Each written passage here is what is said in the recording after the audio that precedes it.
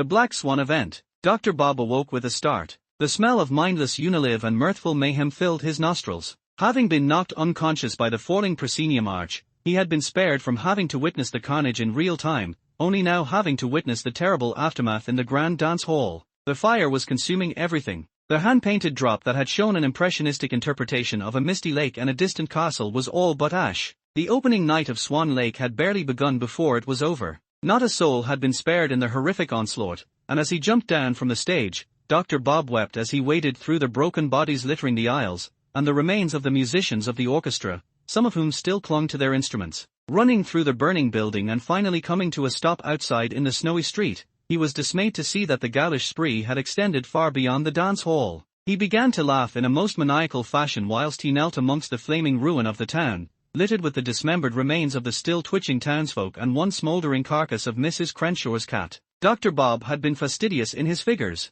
He was most adroit in his application of anatomy. Inspired by the writings of Mary Shelley, he had been masterful in all areas of his sewn-together creation, save one. That one little concession had been his undoing, and now as he watched his undead creation flee screaming into the frigid night whilst still wearing the too tight white slippers, he cursed his haste and hubris. The ballet recital had been an undeniably diabolical disaster, and he could look to blame no one but himself for giving the creature 2 left feet.